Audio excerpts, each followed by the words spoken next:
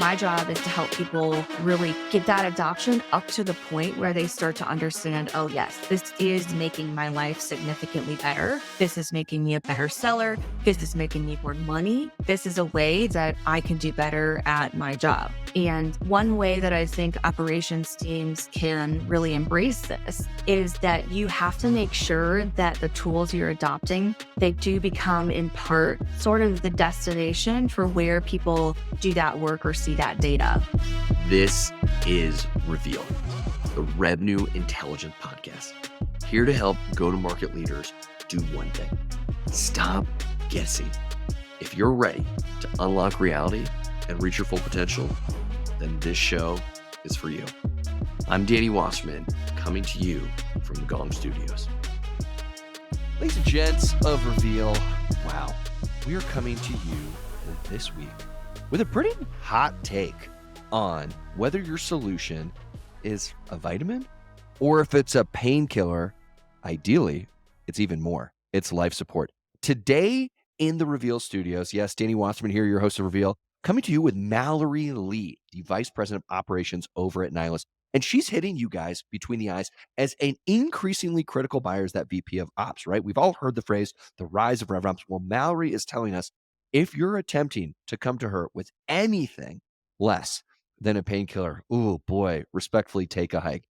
As someone who is integral as part of the buying committee, Mallory is not just going to talk about how you become a painkiller or best life support, also what you need to do to personalize your outreach to captivate and win her attention. It's a great episode. Certainly someone with 15 years of RevOps experience has the authority to deliver some unforgettable insights. So with that said, enough from me. DJ, spin that. Mallory Lee, welcome to Reveal. Hi, thanks for having me. Well, Mallory, again, we are all clawing at your door, trying to figure out when you have the ear of a CRO or you have the ear of a CMO or even the CFO, 15 years in operations, everything from marketing operations to sales operations, and now all of revenue operations. We all, at this point, as a sales organization, we all are at a place where it's unavoidable that we're going to try and sell something and escape your clutches, Mallory. I'm telling you, can you tell our listeners what cuts the mustard, what works for you, what tugs at heartstrings versus what are desperate, just absolutely doomed attempts that are going to see, I don't know, your sayonara, I'm not taking this call. Tell us a little bit about what works and what doesn't work. Yeah, great question. So I think that my top priorities are always around, are you making us more efficient? Are you making the sellers' lives better, the marketers' lives better? Are you solving a pain that we have? And are you vital? The next thing is all about integration for me. I think that that is so much more important than people tend to give it credit for. And unfortunately, oftentimes with newer technology, that is the last thing to come along, is to really start to get your platform integrated to the other sources of truth and the other ways that people are optimizing their funnel. But those are kind of the two big ones for me. Are you killing pain? And are you integrated with the rest of the stuff? Let's talk about this idea of killing pain because, whoa, that is a charged notion. But if that's what actually captivates you, tell us a little bit more about what it means to kill pain. Yeah, so I think I heard this several years ago, first from David Cummings, and he said that some products are vitamins and some products are painkillers. And I've just always thought about that because when times get tough, the first thing to go is the vitamin. And so it's incumbent on us as, software providers to really help people understand where you kill the pain and how you do it and why you're not just a vitamin for an organization. What that means to me is that you've got a critical place in the daily operations of the business or a critical place in the way that we go selling and marketing and all of the different methodologies that people adopt over time to really try to innovate. A lot of that innovation can be a test or a vitamin that's easily dropped. When someone's never met you before, but they think that they can help kill your pain, prospecting into you as an invaluable decision maker can be really hard because you don't want to come off too heavy-handed as a bully, as a fear monger.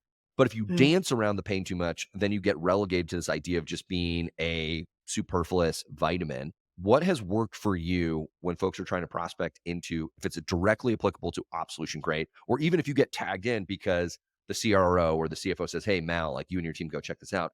I want to understand, how do we best throttle the tension and the pain killing that's going to be enough to satisfy you, not too much where you're like, that guy's a jerk, and not enough where you're like, no, no, no, no, this isn't necessary. It's the Goldilocks of pain, I guess, is what I'm looking for. Yeah, it's a good question. So I think that the pain is different at every level of the organization. Okay. So the first thing that you really have to do is customize that pain to the person that you're talking to. If you are prospecting in at multiple levels, which I think everyone should be, you've got to, kind of target that message at the person's role or their day job. So if I'm trying to communicate to someone that I'm going to save them time, that is a great message for an individual contributor, someone who is very often stuck in the weeds doing something tedious that your program can solve. By the time you make it to me or my partners on our exec team, we care a lot more about how things work together and the holistic business. How are the insights gathered? Are you helping us kind of gel the business together across the go-to-market strategy? So that ends up being so much more vital than what people give it credit for. And if I can tell that my team is spending tons of time just trying to get your tool to integrate with the rest of everything we do, might not be saving time. So, the integration goes hand in hand, but you've got to find that place for that persona that they are experiencing the pain. It could be that they're having a hard time getting their ideas adopted. It could be that they're having a hard time reaching their target market. It could be that they don't understand their forecast. Like, there's so many things that people are challenged by each and every day. And if you come off too strong and say, I suspect that you're having terrible problems doing X, Y, and Z, you could put people off. The emails that I take notice of probably the most are the ones that say, hey, Mal, I noticed that you guys started a PLG motion. I suspect that you might be struggling to understand how to get the contracts to, become valid with a click through online. Is that something you're worried about? Leave it at that. And I'm Mhm. thinking, oh, okay, either yes, I'm already worried about that, or no, but now I realize that I should be. And so I'm going to go investigate that in the organization. By the way, I'm not going to respond. I'm just going to go talk to my CFO about, do we have this valid through path? And, depending on when I find out, if I see that it's a need, I might reply to that email. If I find out that we're not worried about it, then I won't. But most of the emails that I actually pay attention to are either super highly customized, or they do that good job of being right in the middle of like hinting at what the pain is without being overbearing, like you're saying. So much of what I'm excited about in this episode is demystifying what goes on in your brain. Because as you said, you receive an email and for the sender, it's out in the ether. No idea, did it land, did it not? Trying to understand when that email actually is potent enough and threads and throttles the tension to the point that you want it to be, okay, illuminating, but not overbearing was the word you used. I think what we love for, sellers and SDRs and BDRs or even sales leaders who are listening right now to understand, was there an example where you're like, God, like that just made you repel because all the pain was there, the tension was there, but it just came off nasty. Like, I don't want to do business with jerks.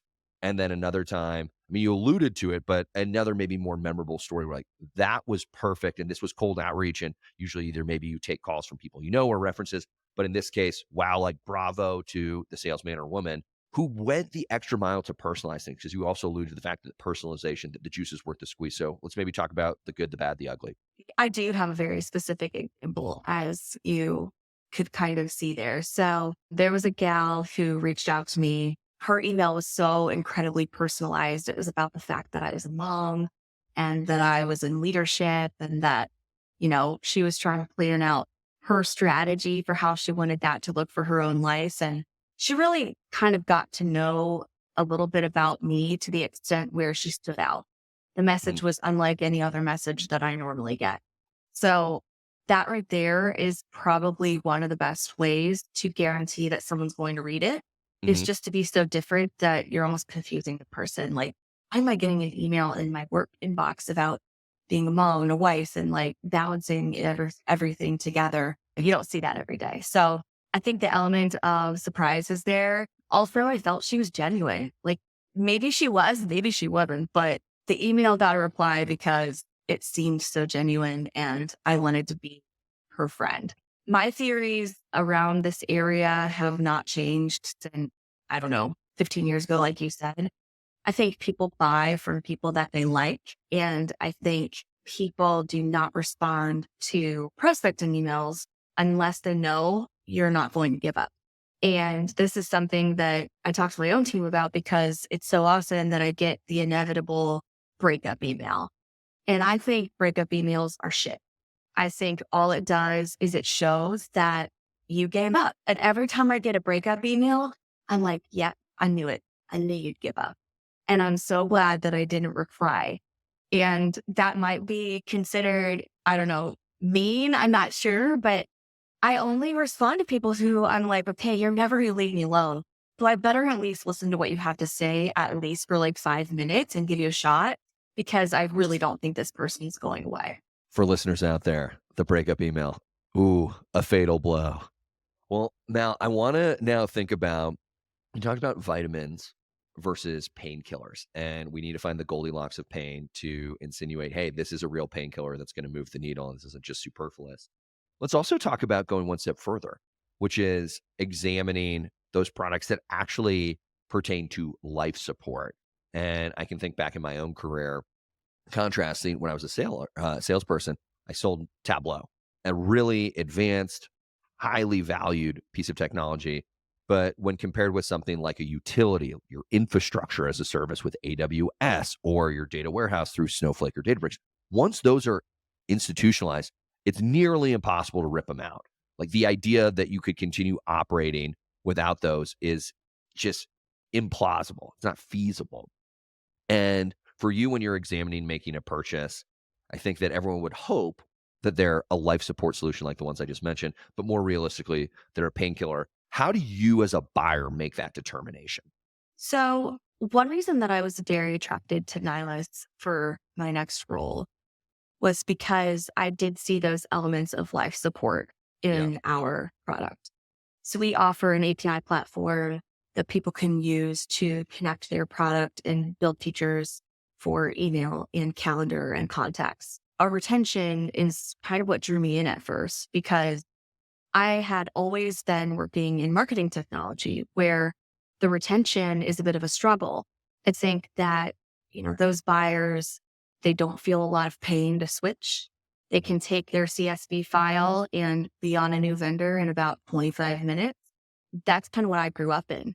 And so when I first got familiar with Nihilus and the fact that we were part of someone's infrastructure, I was like, wow, that is a very cool place to be.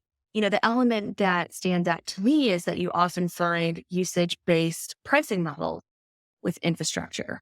And the thing I love about that is that if we are doing our job correctly, no one should ever feel any kind of sadness or pain or worry about paying Nihilus more money. And it's because we only grow when the customer grows. And Mm. there's a direct correlation to the way that we are helping them grow their business. And that's very similar to like an Amazon. So if you need more space, it's because you're growing. You're never going to question that. You're Mhm. always going to try to get the best rate that you can. Of course, don't get me wrong. Still need to be cost conscious. And especially if you're on somebody's like cost of goods sold, you need to be very careful about the part you play there. But I think the life support products are the ones that you're kind of saying, if you took it away, the business would stop working. And Mhm. it's very hard to reach that territory. Even with some infrastructure products, you could try to build that infrastructure yourself. It would just be insanely expensive and insanely time consuming. Friends, no doubt that sales is evolving. A critical part to that evolution is the technology that supports it.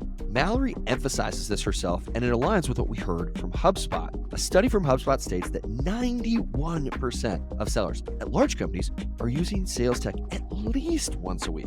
Moreover, 80% of sellers who reached over, you ready for this? 150% of their quota use sales tech at least once a week. Crazy, right? Well, maybe not. So in service of appreciating the Terminator and the rise of the machines, again, there's a space for tech to exist alongside human effort, but it's important for companies and sellers alike to pick the right tech that boosts that productivity and unlocks all that synergy. Back to Mallory here a little bit more about how you find that pain-killing technology.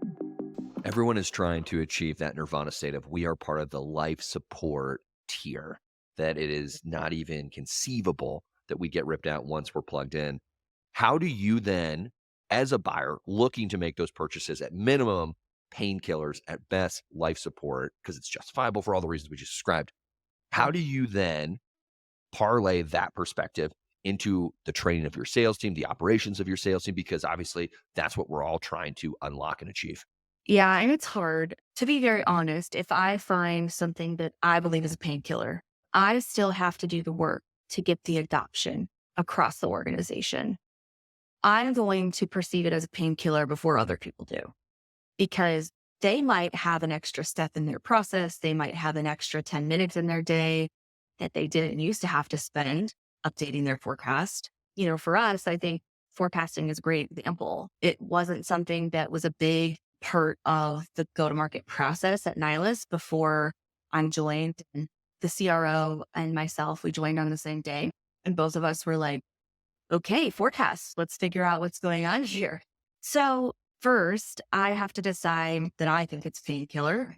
I have to decide that I think it fits into the stack in a way that is going to help us to the extent where it's solving a big enough problem that it becomes integral to our operations.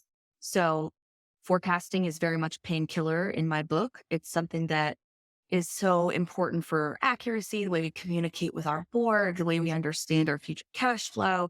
You just can't get by without a tight forecast. Yeah. So then my job is to go help people understand why I've chosen the thing I've chosen, how it needs to fit into their life, and why it's worth it for them. And so even as painkillers start to get adopted across the organization, they might feel like extra work at first. And my job is to help people, really get that adoption up to the point where they start to understand, oh, yes, this is making my life significantly better. This is making me a better seller. This is making me more money. This is a way that I can do better at my job. And one way that I think operations teams can really embrace this is that you have to make sure that the tools you're adopting, they do become in part sort of the destination for where people do that work or see that data. And if it's vital enough that they must visit the page to type in the forecast, then they will start to see, this is the only place I can do this. This is where it's done. This is just part of my life now. Amazing. Let's go one step further. So obviously taking something that you implement, contextualizing it in a way, as you said, hey, like this may feel like a checkpoint or a source of friction. This is causing me to chafe because I'm not used to it, but hey, this is in my interest. I love that idea of contextualizing it into what I refer to as WIFM, what's in it for me. Now Yeah. let's talk about, cool, how do you think about then training and indoctrinating your sellers into positioning Nihilus as that painkiller, as that even life support solution to your customers? Is that part of your wheelhouse, or do you just say, hey, that's product marketing, or hey, that's sales, or do you have a seat at that table when you're deciding how do we illuminate for our own customers we aren't just a vitamin? Yeah. So this is the first time that I am not the ICP for the product Yeah. that my company sells.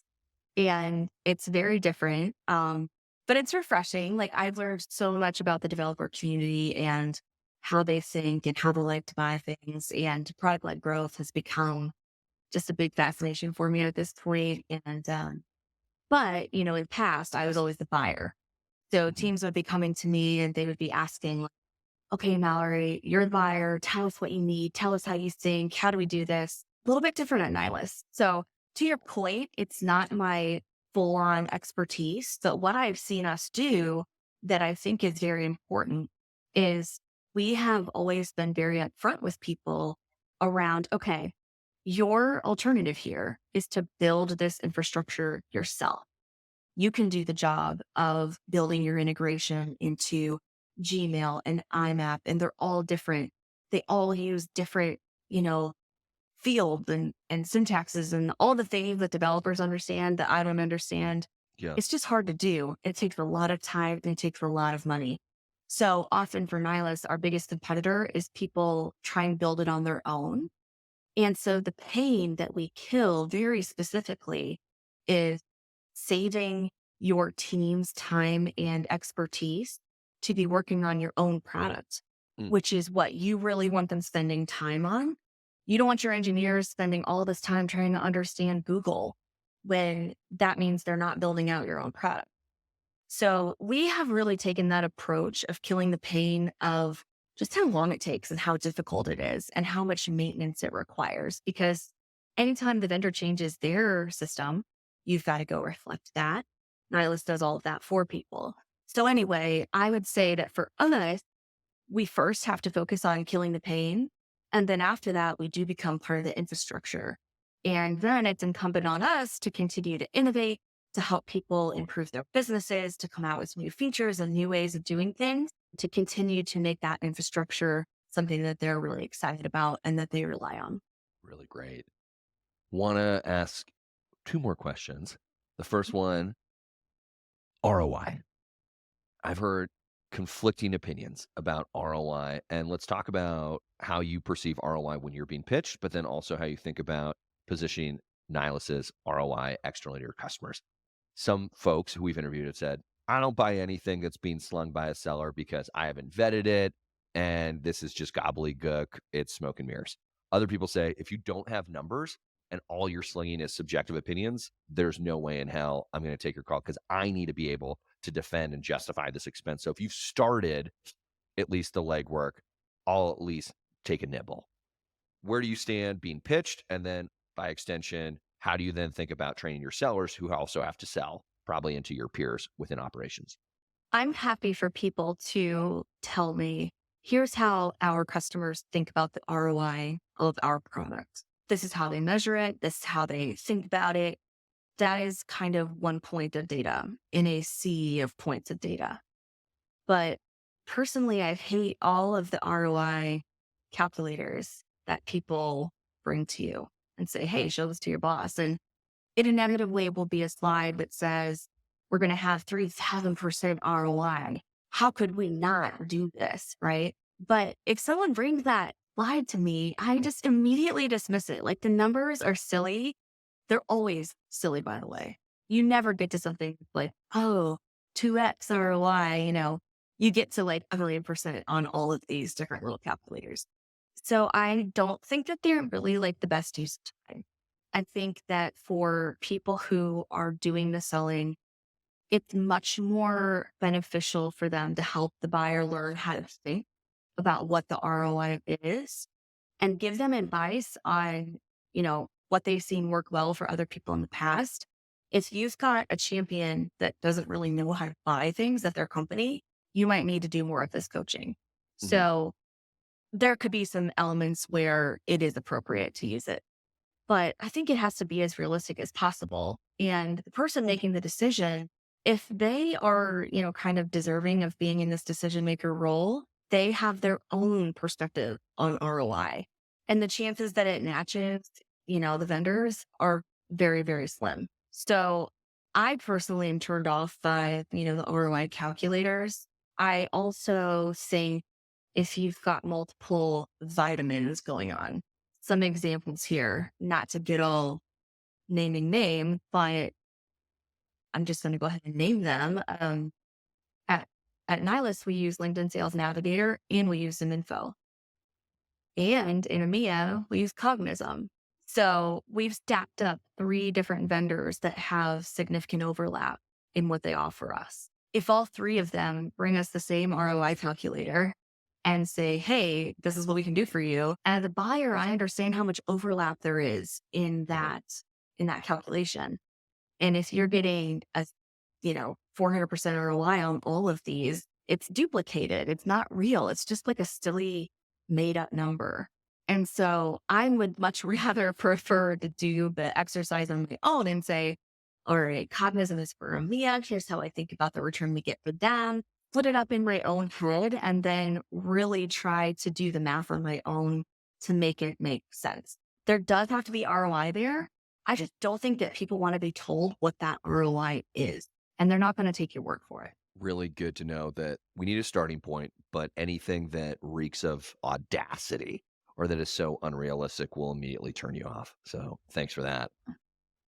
Well, our last question, and Mallory, if you're a listener of Reveal, you know what's coming, but if this is going to be a surprise to you, our listeners are absolutely frothing at the mouth to know. Well, we asked every guest who comes onto the episode, Mallory, if you could describe sales in just one word, what would it be?